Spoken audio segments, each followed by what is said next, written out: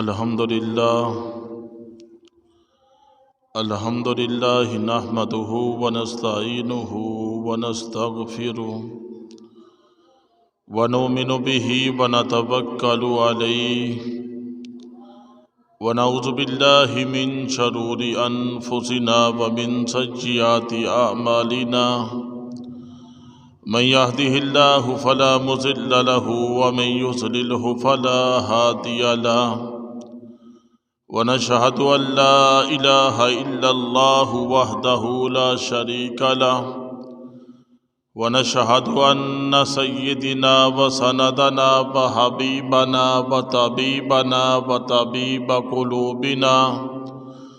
وطبيب قلوبنا محمدا عبده ورسوله. أما بعد فأعوذ بالله من الشيطان الرجيم. بسم الله الرحمن الرحيم. قال الله تبارك وتعالى في القرآن المجيد والفرقان الحميد: فأولئك مع الذين أنعم الله عليهم من النبيين والصديقين والشهداء والصالحين. قال النبي صلى الله عليه وسلم: اصحابی کالنجوم فبأیہم اقتدیتم اہتدیتم. قال النبی صلی اللہ علیہ وسلم: ابو بکر فی الجنہ او کما قال علیہ الصلاۃ والسلام. صدق اللہ العظیم وصدق الرسول النبی الکریم ونحن على ذلك لمن الشاهدين والشاكرين والحمد لله رب العالمين. إن الله وملائكته يصلون على النبي يا أيها الذين آمنوا صلوا عليه وسلموا تسليما. اللهم صل على محمد في أول كلامنا، اللهم صل على محمد في أوسط كلامنا، اللهم صل على محمد في آخر كلامنا، اللهم صل على محمد وعلى آل محمد كما صليت على إبراهيم وعلى آل إبراهيم إنك حميد مجيد. اللهم بارك على محمد وعلى آل محمد كما باركت على إبراهيم وعلى آل إبراهيم إنك حميد مجيد. سبحان ربك رب العزة عما يصفون وسلام على المرسلين والحمد لله رب العالمين.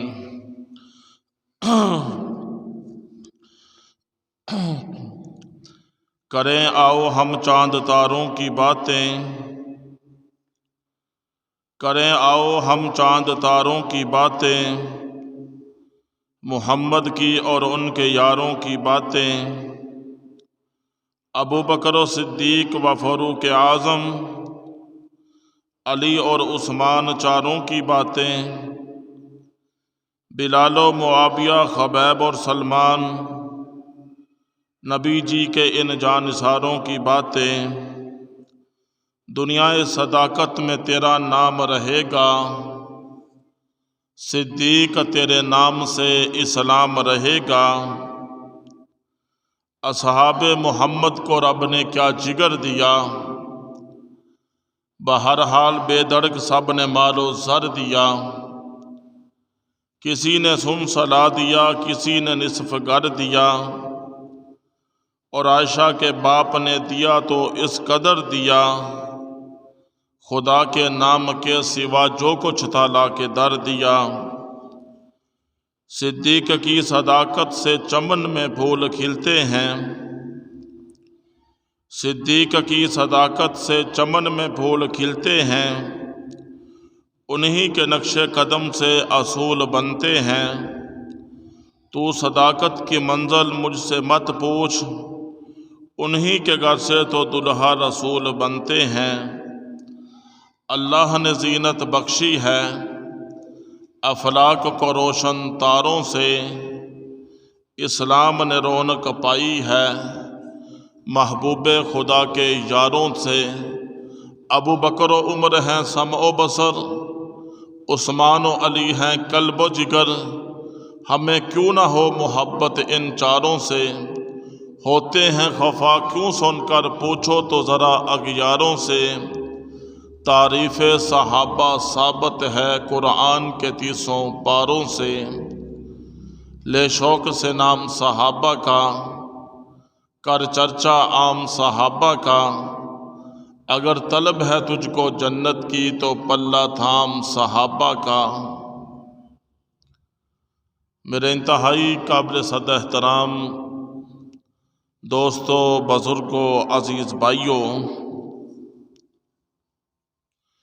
اسلامی مہینے جمادی الثانی کا جمعۃ المبارک ہے، اور جمادی الثانی کی 22 تاریخ کو سیدنا ابو بکر صدیق رضی اللہ تعالیٰ عنہ کی وفات کا دن ہے۔ اسی مناسبت سے جمعۃ المبارک کے اس مختصر وقت میں سیدنا ابو بکر صدیق رضی اللہ تعالیٰ عنہ کی عظمت، شان اور مقام پر چند معروضات قرآن و سنت کی روشنی میں عرض کرنے کی کوشش کروں گا۔ اللہ پاک سے دعا ہے اللہ پاک ہم سب کو دین اسلام پر استقامت کے ساتھ عمل پیرا ہونے کی توفیق عطا فرمائے، اور اصحاب محمد صلی اللہ علیہ وآلہ وسلم کے نقش قدم پر چل کر چند دن کی زندگی گزارنے کی توفیق عطا فرمائے۔ ابو بکر صدیق رضی اللہ تعالیٰ عنہ محبوب کے پہلے یار ہیں، محبوب کے پہلے دوست ہیں، حضور کے پہلے مددگار ہیں، حضور کے پہلے صحابی ہیں، حضور کے پہلے محبت کرنے والے ہیں، حضور کے پہلے اسلام لانے والے ہیں۔ اس کو میں یوں کہہ دوں تو بیجا نہ ہوگا، ابو بکر صدیق رضی اللہ تعالیٰ عنہ وہ ہستی ہیں جو ہر کام میں پہلے نمبر پر ہے۔ اس کائنات میں انبیاء کی جماعت کے بعد جس ہستی کی کائنات میں سب سے زیادہ عظمت، مقام اور شان ہے، اس کو ابو بکر صدیق رضی اللہ تعالیٰ عنہ کہا جاتا ہے۔ اللہ کے محبوب صلی اللہ علیہ وآلہ وسلم کے بچپن کے دوست ہیں، لڑکپن کے دوست ہیں، جوانی کے دوست ہیں، ساری زندگی کے دوست ہیں، غار کے دوست ہیں، مزار کے دوست ہیں۔ ابو بکر صدیق رضی اللہ تعالی عنہ اللہ کے محبوب صلی اللہ علیہ وآلہ وسلم نے جب 40 سال کی عمر میں نبوت کا تاج محبوب کے سر پر آتا ہے، اور اللہ کے محبوب صلی اللہ علیہ وآلہ وسلم نے لوگوں کو کلمے کی دعوت دی، ابو بکر صدیق رضی اللہ تعالیٰ عنہ سب سے پہلے مسلمان ہوئے، اور محبوب کے ہاتھوں پر سب سے پہلے ابو بکر صدیق رضی اللہ تعالیٰ عنہ نے اسلام قبول کیا اور کلمہ پڑھا۔ مردوں میں سب سے پہلے ابو بکر اسلام لے کر آئے، عورتوں میں سیدہ خدیجۃ الکبریٰ رضی اللہ تعالیٰ عنہ ایمان لے کر آئی، اور غلاموں میں زید بن حارثہ رضی اللہ تعالی عنہ اسلام لے کر آئے، اور بچوں میں علی المرتضیٰ شیر خدا رضی اللہ تعالی عنہ سب سے پہلے اسلام لے کر آئے۔ اللہ کے محبوب صلی اللہ علیہ وآلہ وسلم نے جب نبوت کا اعلان کیا، اسلام کی دعوت دی، اسلام کے اندر سب سے پہلے کلمہ پڑھ کر اسلام کے اندر داخل ہونے والے اور سب سے پہلے صحابی کی فضیلت پانے والے ابو بکر صدیق رضی اللہ تعالیٰ عنہ ہیں۔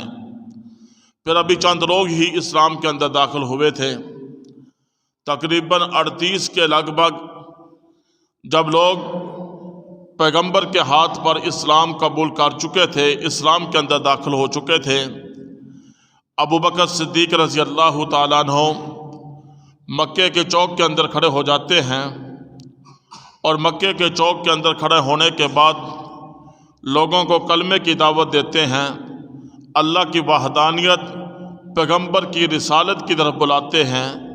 جب اللہ کے محبوب کے صحابی ابو بکر صدیق رضی اللہ تعالیٰ عنہ لوگوں کو کلمے کی دعوت دیتے ہیں، لوگ ابو بکر کو پکڑتے ہیں، مشرکین مکہ کافر لوگ، اور اتنا مارتے ہیں کہ ابو بکر صدیق رضی اللہ تعالیٰ عنہ بے ہوش ہو جاتے ہیں۔ اما عائشہ رضی اللہ تعالیٰ عنہا فرماتی ہیں، اس دن کلمے کی دعوت دینے کی وجہ سے، اسلام کی دعوت دینے کی وجہ سے، اللہ اور اس کے رسول کی محبت کی وجہ سے میرے ابا کو اتنا مارا گیا کہ میرے ابا کے سر کے جس بال کو بھی ہاتھ لگاتے تھے، سر کے بال جو ہے سر سے علیحدہ ہو جاتے تھے۔ میرے ابا کو پکڑ کر چند آدمی گھر کے اندر لے جاتے ہیں۔ ابو بکر صدیق رضی اللہ تعالیٰ عنہ کو جب ہوش آتا ہے، ماں کہتی ہے کہ بیٹا کچھ کھا لے، کچھ پی لے۔ بڑی مشقت برداشت کی اسلام کے لیے، اللہ اور اس کے رسول کی محبت میں بڑی تکلیف اور بڑے دکھ برداشت کیے۔ ابو بکر کہتے ہیں کہ ابو بکر اس وقت تک نہ کچھ کھائے گا نہ کچھ پیے گا جس وقت تک ابو بکر اپنی آنکھوں سے نبوت کے چہرے کو دیکھ نہیں لیتے۔ دو آدمیوں کے سہارے سے ابو بکر کو پکڑا گیا، نبوت کے دربار میں لایا گیا۔ اللہ کے محبوب دیکھتے ہیں میرا یار ابو بکر آ رہا ہے، میرا دوست آ رہا ہے، ابو بکر آ رہا ہے۔ اللہ کے محبوب مسکراتے ہیں، خوش ہو جاتے ہیں۔ یہ ابو بکر صدیق رضی اللہ تعالیٰ عنہ کی نبوت کے ساتھ، اللہ کے نبی کے ساتھ والہانہ محبت کا انداز ہی نرالا تھا۔ اللہ کے محبوب جب آسمانوں کی سیر پر معراج پر گئے اور راتوں رات آسمانوں کی سیر کر کے دوبارہ مکہ کے اندر آئے اور مکہ کے لوگوں کو بتایا کہ لوگوں، اللہ وحدہ لا شریک نے مجھے راتوں رات آسمانوں کی سیر کرائی۔ جب ابو جہل کو پتہ چلتا ہے، ابو جہل کہتا ہے یہ کیسے ہو سکتا ہے؟ اس پر ابو جہل نے کہا چلو ٹھیک ہے، ابو بکر سے بات کرتے ہیں، ابو بکر سے بات کرتے ہیں۔ ابو بکر، اگر کوئی انسان دعویٰ کرے کہ راتوں رات میں جو ہے مدینہ سے مکہ کی طرف اور مکہ سے مسجد اقصیٰ کی طرف اور جو ہے اور اسی طرح کوہ طور کی طرف اور پہلے آسمان ساتویں آسمان تک اور جنت دوزخ کی سیر کر کے اللہ سے ملاقات کر کے راتوں رات واپس آ گیا، ابو بکر کیا یہ ممکن ہے؟ ابو بکر کہتے ہیں یہ کام تو بڑا مشکل ہے۔ اس پر ابو جہل خوش ہوتے ہیں، آج میری بات بن جائے گی، آج نبوت کو اور صداقت کو علیحدہ کر دیا جائے گا۔ جب نبوت اور صداقت علیحدہ ہو جائے گی، اسلام کا جو پھیلاؤ ہے یہ رک جائے گا اور جو ہے ہم اپنے مشن کے اندر کامیاب ہو جائیں گے۔ اس پر ابو جہل نے کہا ابو بکر یہ دعویٰ تمہارا دوست جس کا نام محمد صلی اللہ علیہ وآلہ وسلم ہے اس نے کیا ہے۔ ابو بکر کہتے ہیں اگر یہ دعویٰ ہم میرے دوست ساری کائنات کے سردار آمنہ کے لال حضرت محمد الرسول اللہ صلی اللہ علیہ وآلہ وسلم نے کیا ہے تو اس کے اندر شک و شبہ کی کوئی گنجائش نہیں ہے۔ آسمان کی سورج کی کرنوں کے اندر شک و شبہ ہو سکتا ہے، دن کے اجالے کے اندر شک و شبہ ہو سکتا ہے، کائنات کی ہر چیز کے اندر شک و شبہ ہو سکتا ہے، لیکن میرے محبوب نے جو اپنی زبان مبارک سے فرما دیا اس کے اندر شک و شبہ کی کوئی گنجائش نہیں ہے۔ اللہ کے محبوب معراج پر گئے، واقعہ معراج کی تصدیق کرنے والے ابو بکر صدیق رضی اللہ تعالیٰ عنہ ہیں۔ پھر اسی پر بس نہیں، ابو بکر صدیق رضی اللہ تعالیٰ عنہ وہ ہستی ہیں جنہوں نے ساری زندگی پیغمبر علیہ السلام کے دین کے لیے بڑی قربانیاں پیش کی اور جو ہے اسلام کے لیے بڑی قربانیاں پیش کی۔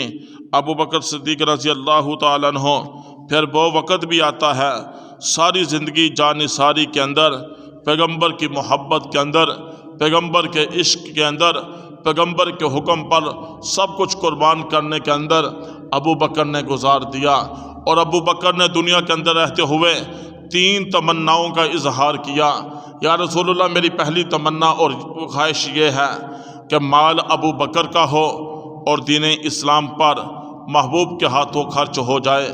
غزوہ تبوک کے موقع پر اللہ کے محبوب صلی اللہ علیہ وآلہ وسلم جب چندے کا اعلان کرتے ہیں سارے صحابہ گھر کی طرف دوڑتے ہیں، اپنی اپنی بساط اور طاقت کے مطابق گھر کا مال لے کر محبوب کے قدموں میں لا کر رکھتے ہیں۔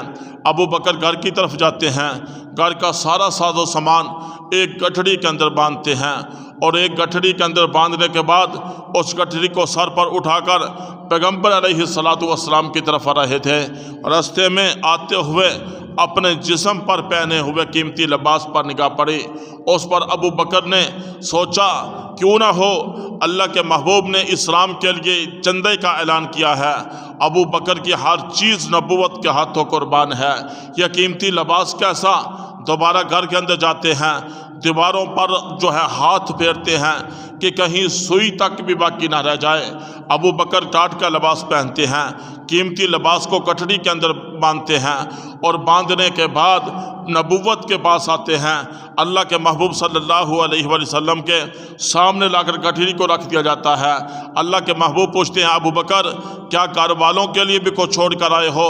اس پر ابو بکر عرض کرتے ہیں کہ اللہ کے نبی آپ نے فرمایا تھا جو کچھ ہے لے آؤ، ہمارے پاس جو کچھ تھا ہم لے آئے، اب تو گھر کے اندر کچھ بھی نہیں ہے، اللہ اور اس کے رسول کا نام چھوڑ کر آ گئے ہیں۔ اس پر کیا ہوتا ہے؟ آسمان سے نوریوں کے سردار جبرائیل علیہ السلام آتے ہیں، اللہ کے محبوب جبرائیل کی طرف دیکھتے ہیں، جبرائیل کے جسم پر بھی ٹاٹ کا لباس ہے۔ اللہ کے نبی ارشاد فرماتے ہیں اے جبرائیل ابو بکر سے تو چندہ مانگا، ابو بکر نے ہر چیز اسلام کے لیے قربان کر دی، اپنا تن ماندن مال و دولت اپنا سب کچھ اسلام پر لگا دیا، اس لیے ابو بکر نے جسم پر ٹاٹ کا لباس پہنا۔ اے نوریوں کے سردار تو نے جسم پر ٹاٹ کیسے پہنا؟ اس پر جبرائیل علیہ السلام رضا کہتے ہیں اللہ کے محبوب آپ کے یار ابو بکر کی یہ ادا میرے رب کو اتنی پسند آئی، میرے رب کو اتنی پسند آئی کہ جس وقت سے زمین پر ابو بکر نے ٹاٹ کا لباس پہنا ہے، میرے رب نے آسمان کے 70,000 فرشتوں کو حکم دے دیا کہ آسمان کے 70,000 فرشتوں تم بھی ابو بکر کے طریقے پر چلتے ہوئے ٹاٹ کا لباس پہن لو۔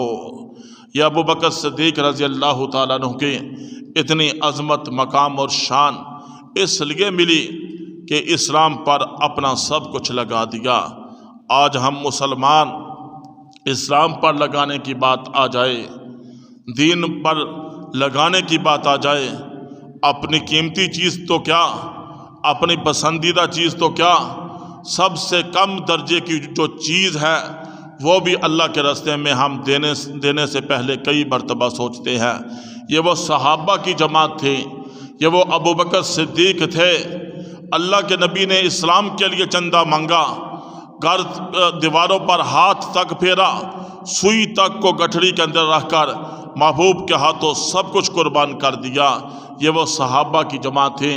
ابو بکر عرض کرتے ہیں اللہ کے نبی میری دوسری تمنا اور خواہش یہ ہے کہ چہرہ نبوت کا ہو، ابو بکر نبوت کے چہرے کو اپنی آنکھوں سے دیکھتا رہے۔ ابو بکر کی دوسری تمنا بھی اللہ نے پوری کی۔ ہجرت والی رات محبوب ابو بکر کے دروازے پر پہنچتے ہیں، وہاں سے تیاری ہوتی ہے، ہاتھی ابو بکر نے تیار کر رکھے تھے، وہاں سے سفر شروع ہوتا ہے۔ چلتے چلتے جب ہموار رستہ ختم ہوتا ہے اور جب بلندی کی طرف سفر شروع ہوتا ہے، اللہ کے محبوب آگے آگے جا رہے ہیں، ابو بکر پیچھے پیچھے جا رہے ہیں، پیچھے دشمن لگا ہوا ہے، 100 اونٹ انعام کا رکھا ہوا ہے کہ جو ابو بکر کو کملی والے کو پکڑ کر لائے گا اس کو 100 اونٹ انعام کے دیے جائیں گے۔ چنانچہ اللہ کے محبوب آگے آگے جا رہے ہیں۔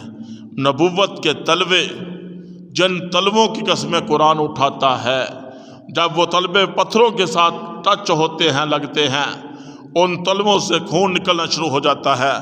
ابو بکر دیکھتے ہیں پیغمبر علیہ السلام کے تلووں سے خون بہہ رہا ہے، عرض کیا اللہ کے نبی آپ رک جائیں۔ اللہ کے نبی فرماتے ہیں ابو بکر جلدی کرو، پیچھے دشمن لگا ہوا ہے۔ تو کیسے اس پر اللہ کے نبی چلنا شروع کر دیتے ہیں۔ ابو بکر عرض کرتے ہیں اللہ کے نبی آپ رک جائیں، اگر آپ رکیں گے نہیں ابو بکر کو موت آ جائے گی۔ اللہ کے محبوب جب یہ جملہ سنتے ہیں رک جاتے ہیں اور پوچھا ابو بکر کیا بات ہے؟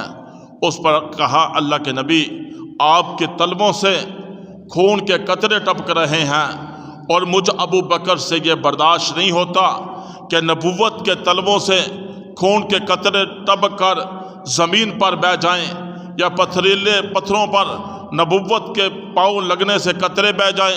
ابو بکر سے یہ برداشت نہیں ہوتا، آپ سواری پر سوار ہو جائیں۔ اللہ کے محبوب ارشاد فرماتے ہیں ابو بکر جب رستہ ہموار تھا ہم سواری پر سوار ہو کر آگے، اب تو بلندی کی طرف غار ثور کی طرف جانا ہے، اب کس سواری پر سوار ہو جاؤں؟ اس پر کہا یا رسول اللہ اگر سواری نہیں ہے ابو بکر کے کندھے حاضر ہیں۔ یہاں علماء نے لکھا اگر نبوت کا بوجھ اس کائنات کے اندر کسی نے اٹھایا ہے اس کو ابو بکر صدیق رضی اللہ تعالیٰ عنہ کہا جاتا ہے۔ ابو بکر وہ ہے جس نے نبوت کو کندھوں پر بٹھا کر 6000 فٹ کی بلندی تک سفر کیا اور نبوت کو غار ثور کے دروازے تک جو ہے کندھوں پر بٹھا کر لے کر گئے، اور وہاں جانے کے بعد غار ثور کی صفائی کی۔ غار ثور کی صفائی کے بعد اور اس کے بعد کہا اللہ کے نبی آپ اندر تشریف لے آئیں۔ غار ثور کی صفائی ہو چکی ہے، اندر اللہ کے نبی صلی اللہ علیہ وآلہ وسلم جب غار ثور کے اندر داخل ہوتے ہیں ابو بکر عرض کرتے ہیں اللہ کے نبی بڑا طویل سفر کیا، محبت ہو تو ایسی ہو، عشق ہو تو ایسا ہو کہ محبوب خدا پر صحابہ نے تن من دن اپنا سب کچھ قربان کر دیا۔ 6000 فٹ کی بلندی پر ابو بکر کندھوں پر اٹھا کر غار ثور کے اندر پہنچتے ہیں۔ وہاں پہنچنے کے بعد محبت ایسی ہے، پھر کہہ رہے ہیں کہ اللہ کے نبی آپ تھک چکے ہیں، آپ میری گود کے اندر سر رکھ کر سو جائیں۔ اور ابو بکر نے غار کے اندر جتنے سراخ تھے سارے سراخوں کو کپڑے لے کر کپڑے کے ٹکڑوں کے ساتھ بند کر دیا کہ کہیں کوئی موذی چیز نکل کر نبوت کو نقصان نہ پہنچا دے، یہ ان کی محبت تھی۔ پھر ایک سوراخ باقی بچا، اس پر ابو بکر اپنی ایڑی رکھ کر بیٹھ جاتے ہیں۔ جب بیٹھتے ہیں اللہ کے نبی ابو بکر کی گود کے اندر اپنا سر مبارک رکھتے ہیں، سو جاتے ہیں۔ سید عطا اللہ شاہ بخاری رحمۃ اللہ تعالی علیہ فرماتے ہیں جب ساری کائنات کے سردار ابو بکر کی گود کے اندر سر رکھ کر سو رہے تھے، ایسے معلوم ہو رہا تھا جیسے رحل کے اندر قرآن پاک کھلا ہوا ہو، قرآن پاک کھلا ہوا ہو۔ ابو بکر تنہائی کے اندر 3 دن 3 راتیں غار ثور کے اندر رہے، نبوت کے چہرے کو تکتے رہے، لطف اٹھاتے رہے۔ یہ وہ چہرہ ہے جس نے بھی اس چہرے کو دیکھا بس اسی کا دیوانہ اور مستانہ ہو گیا۔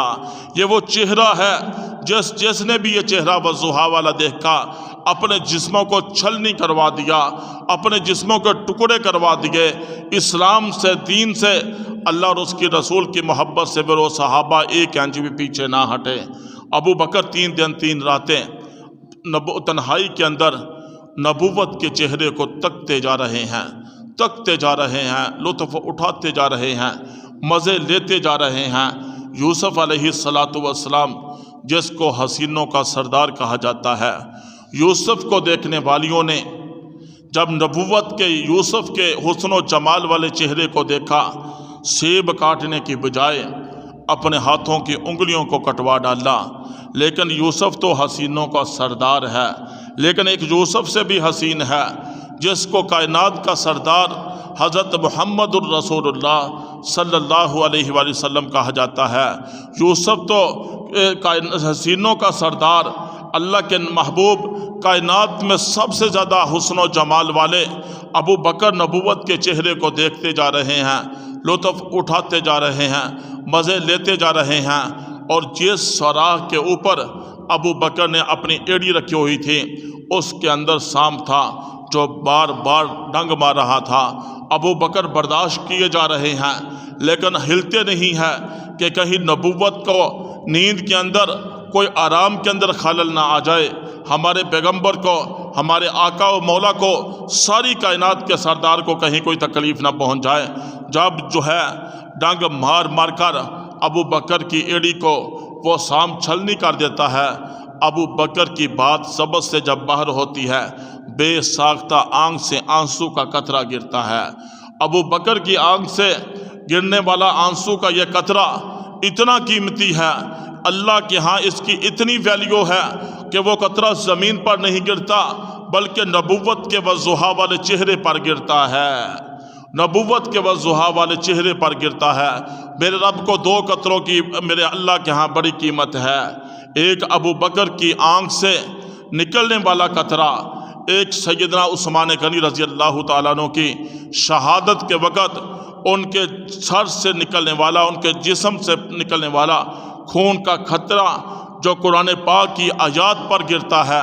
ان دو قطروں کی میرے اللہ کے ہاں بڑی وقت اور ویلیو ہے۔ اللہ کے محبوب کے چہرے مبارک پر جب قطرہ گرتا ہے، اللہ کے نبی بیدار ہوتے ہیں، پوچھتے ہیں ابو بکر آنکھوں سے آنسو کیسے، آپ کا رونا کیسا؟ اس پر ابو بکر عرض کرتے ہیں اللہ کے نبی کار کے اندر جتنے بھی سوراخ تھے سب کو کپڑے کے ساتھ بند کر دیا گیا، ایک سوراخ جس کے لیے کپڑا نہ بچا اس کے اوپر میں نے ایڑی رکھ لی، اور اس کے اندر سانپ ہے جو بار بار ڈنگ مارتا ہے، لیکن اللہ کے نبی بیدار ہوتے ہیں، اپنے منہ سے لعاب دہن نکالتے ہیں، محبوب کا لعاب دہن جس کے اندر میرے رب نے شفا رکھی ہے، شفا رکھی ہے، شفاؤں والا لعاب دہن محبوب ابو بکر کی ایڑی پہ لگاتے ہیں، ایڑی کا درد فوراً ختم ہو جاتا ہے۔ یہ وہی لعاب دہن ہے، علی کی آنکھوں پہ لگتا ہے، علی کی آنکھوں کا درد ختم ہو جاتا ہے۔ یہ وہی لعاب دہن ہے جو جابر کی ہنڈیا کے اندر جاتا ہے، 12,000 صحابہ کھانا کھا لیتے ہیں، کھانا پھر بھی باقی بچ جاتا ہے۔ اللہ کے محبوب صلی اللہ علیہ وآلہ وسلم کے تنہائی کے اندر ابو بکر کی دوسری تمنا اور خواہش بھی پوری ہوئی۔ 3 دن 3 راتیں غار ثور کے اندر گزارے۔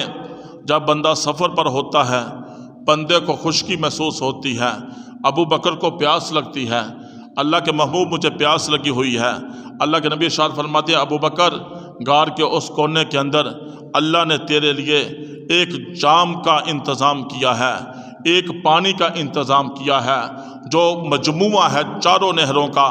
جنت کے اندر 4 نہریں ہیں، شرابن طہورا کی نہر ہے، دودھ کی نہر ہے، سفید میٹھے پانی کی نہر ہے، دودھ کی نہر ہے۔ ان چاروں نہروں کا مجموعہ حوض کوثر ہے، اور جو یہ جام پی لیتا ہے قیامت کی صبح تک پھر اس کو پیاس نہیں لگتی۔ ابو بکر وہ پیالہ اٹھاتے ہیں، پانی پی لیتے ہیں اور عرض کرتے ہیں کہ اللہ کے نبی اس سے پہلے تو اتنا لذیذ اور مزیدار پانی کبھی نہ پیا۔ اللہ کے نبی ارشاد فرماتے ہیں ابو بکر میرے رب نے تیرے لیے جنت کی 4 نہروں کا مجموعہ حوض کوثر کا انتظام کر دیا، اب تو پیے گا، اس کے بعد پھر تجھے کبھی جو ہے پیاس نہیں لگے گی۔ وہاں سے سفر مدینہ طیبہ کی طرف شروع ہوتا ہے۔ بڑی تفصیلی باتیں ہیں، ابو بکر کی وفاؤں اداؤں کو اللہ تبارک و تعالیٰ نے اسلام کے جو ہے مضمون بنا دیے، اور قیامت کی صبح تک جو اللہ اور اس کے رسول کے ساتھ محبت کرے گا ابو بکر کے ساتھ اس کو محبت کرنا پڑے گی، صحابہ کے ساتھ محبت کرنا پڑے گی۔ ایک آدمی کہتا ہے کہ بھائی تیرے سے مجھے محبت ہے لیکن تیرے باپ سے محبت نہیں۔ بھائی یہ کیسی محبت ہے؟ محبت ہو تو پھر ایسی ہو، انسان کی کسی کے ساتھ محبت ہو، اس کے ماں باپ کے ساتھ بھی اس کی وجہ سے محبت ہو، اس کے دوستوں کے ساتھ بھی اس کی وجہ سے محبت ہو، اس کے یاروں تعلق والوں کے ساتھ بھی اس کی وجہ سے محبت ہو۔ آج دنیا کے اندر اگر ہم محبت کا دعویٰ کرتے ہیں کہ ہمیں کملی والے کے ساتھ محبت ہے، پھر کملی والے کے خاندان سے بھی محبت کرنا پڑے گی، کملی والے کے شہر مکہ مدینہ سے بھی محبت کرنا پڑے گی، کملی والے پر نازل ہونے والی کتاب قرآن سے بھی محبت کرنا پڑے گی۔ ابو بکر سے لے کر آخری صحابی سارے یاروں کے ساتھ محبت کرنا پڑے گی، محبوب کے جو ہے ازواج کے ساتھ محبت کرنا پڑے گی، محبوب کی بنات بانین اور خاندان نبوت اور اہل بیت کے ساتھ محبت کرنا پڑے گی، ورنہ انسان کی محبت کا یہ جو دعویٰ ہے یہ ادھورا ہے۔ انسان کہے بھائی تیرے ساتھ تو محبت ہے، تیرے ماں باپ کے ساتھ محبت نہیں، تیرے رشتہ داروں کے ساتھ محبت نہیں، تیرے یاروں کے ساتھ محبت نہیں، یہ محبت جو ہے ادھوری محبت ہے۔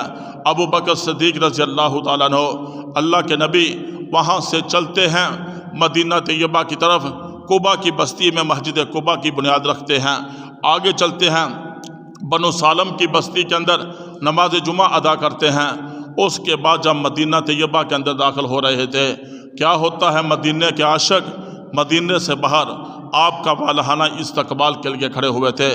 محبوب اونٹنی پر سوار ہیں، چلتے چلتے جب مدینہ طیبہ کے اندر داخل ہوتے ہیں، آپ کا والہانہ استقبال ہوتا ہے۔ وہاں کی بچیاں طلع البدر علینا کے ترانے پڑھتی ہیں۔ پڑھنے کے بعد محبوب مدینہ کے اندر جب داخل ہوتے ہیں، اب مدینہ کا ہر عاشق، ہر مسلمان تمنا رکھتا ہے کہ کملی والے ہمارے مہمان بن جائیں، ہمارے گھر کے اندر آ جائیں، ہمارے گھر کے اندر رحمتیں آ جائیں، برکات آ جائیں، دکھ درد جو ہے ختم ہو جائیں، پریشانیاں ختم ہو جائیں۔ اللہ کے نبی ارشاد فرماتے ہیں کہ نہیں نہیں نہیں میرے صحابہ سنو، اس اونٹنی کی لگام اور مہار میرے اللہ کے پاس ہے۔ میرا رب جہاں کھڑا کرے گا ہم وہاں رکیں گے اور اسی کے مہمان بنیں گے۔ چنانچہ وہ اونٹنی چلتے چلتے حضرت ابو ایوب انصاری رضی اللہ تعالیٰ عنہ کے گھر کے باہر جا کر رک جاتی ہے۔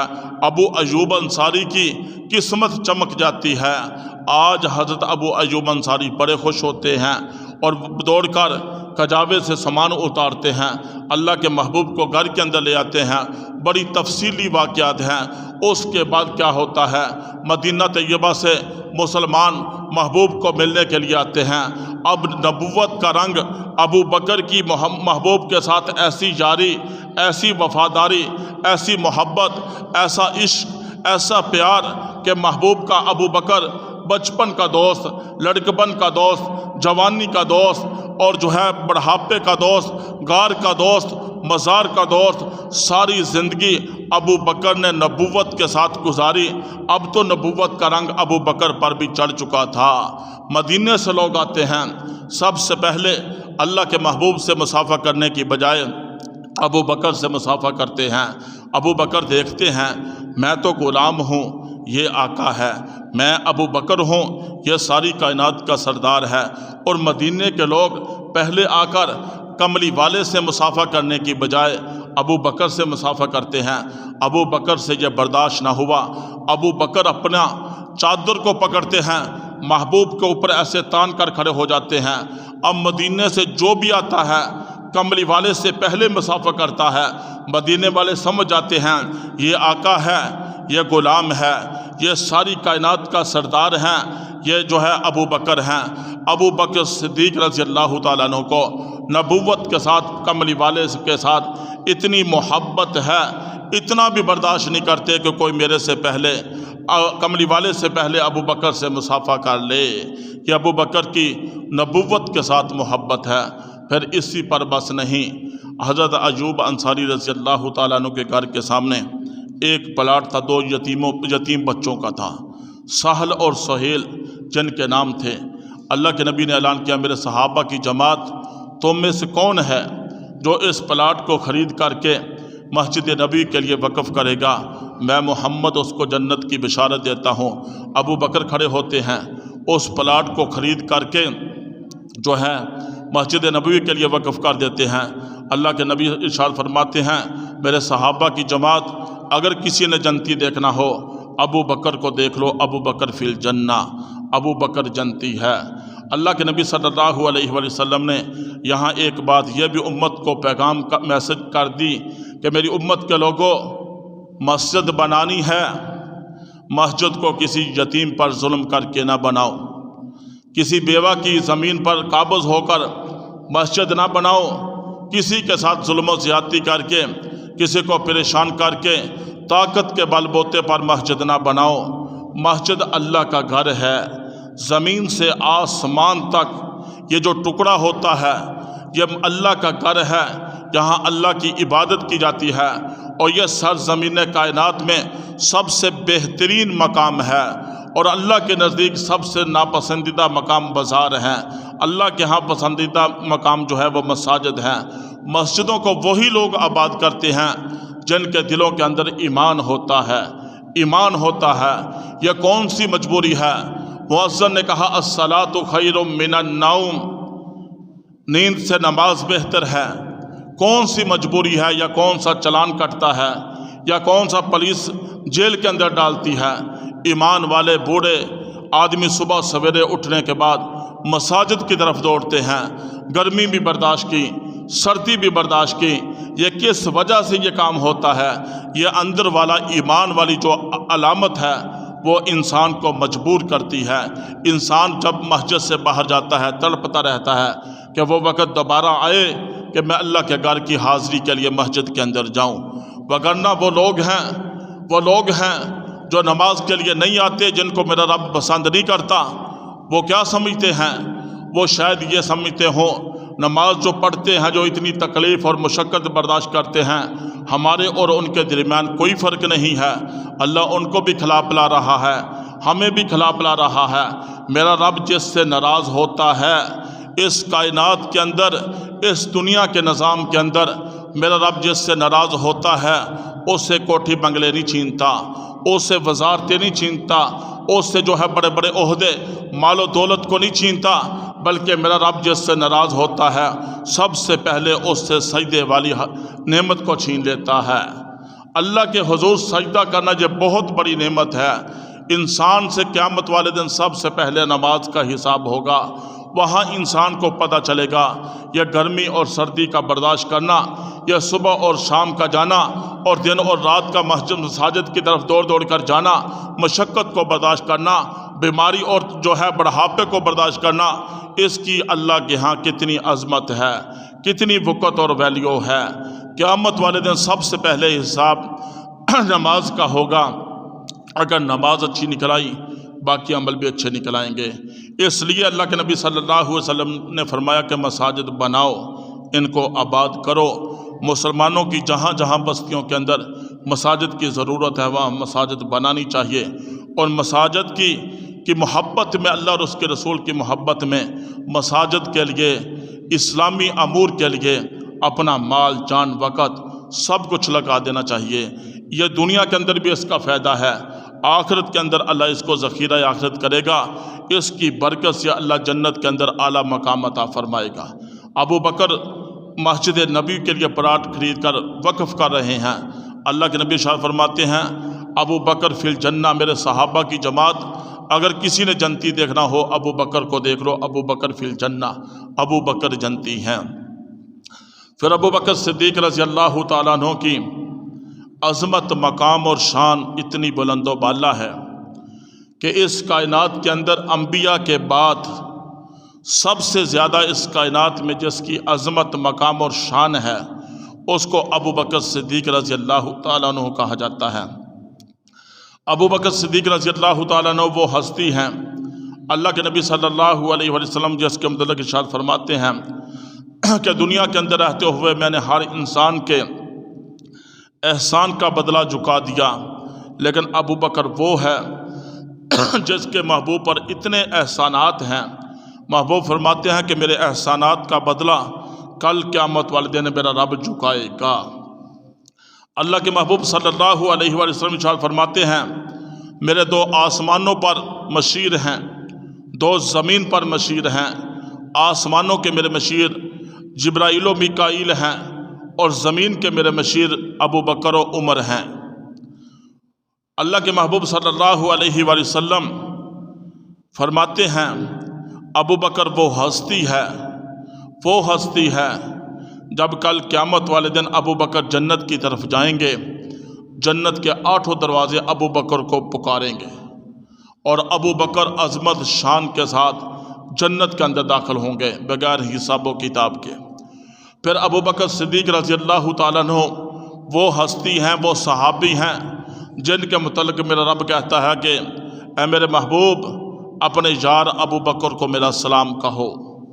جس ابو بکر کے لیے اللہ سلام بھیجتا ہے وہ ابو بکر کتنی عظمتوں والا، کتنے مقام اور شان والا، دنیا کا کوئی چھوٹا سا آدمی، کوئی چودھری، کوئی وزیر، کوئی مشیر، کوئی ایم پی اے، کوئی ایم این اے، کوئی مولوی صاحب کسی کو سلام بھیج دے ہم خوش ہو جاتے ہیں کہ بھائی فلاں کا سلام آیا ہے، عزت بڑھ گئی ہے، عظمت مل گئی ہے۔ ارے اس کی عظمت، مقام اور شان کے کیا کہنے جس کو میرا رب کہتا ہے کہ میرے محبوب اپنے یار ابو بکر کو میرا سلام کہو، اور اللہ فرماتے ہیں کہ میرے محبوب اپنے یار ابو بکر سے پوچھو نہ ذرا کیا آپ کا یار ابو بکر مجھ اللہ سے راضی ہے، مجھ اللہ سے راضی ہے۔ ارے اس ابو بکر کی عظمت مقام اور شان کے کیا کہنے۔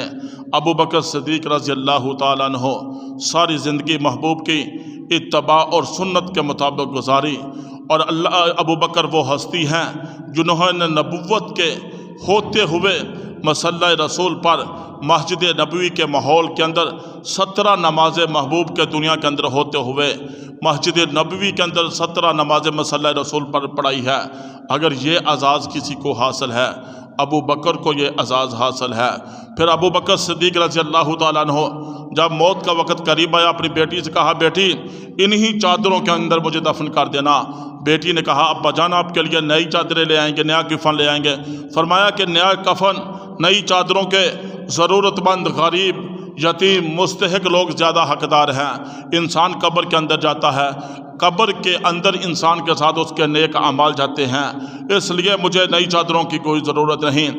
اس کے بعد جب ابو بکر کو موت آتی ہے، اور موت کے بعد ابو بکر کی میت کو جب روضہ رسول کے باہر لا کر رکھا جاتا ہے، ایک صحابی آواز لگاتے ہیں، اللہ کے نبی، آپ کا یار، آپ کا وفادار، آپ کا دوست، جو لڑکپن کا، بچپن کا، جوانی کا، بڑھاپے کا، غار کا، مزار کا، ساری زندگی کا آپ کا دوست ہے، آپ کا جان نثار ہے، آپ کا وفادار ہے، آپ پر سب سے پہلے اسلام لانے والا ہے، آپ کے واقعہ معراج کی سب سے پہلے تصدیق کرنے والا ہے، لوگوں کو کلمے کی دعوت دینے والا ہے، اسلام کے لیے مشقتیں، تکلیفیں برداشت کرنے والا ہے۔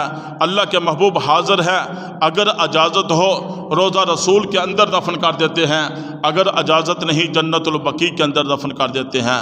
علماء نے کتابوں کے اندر لکھا، روضہ رسول کا دروازہ کھلتا ہے، تالا ٹوٹ کر زمین پر گرتا ہے، اندر سے آواز آتی ہے، ادخلوا الحبیب الی الحبیب، کہ دوست کو دوست کے پاس لایا جائے، اتنی لمبی جدائی برداشت نہیں ہوتی۔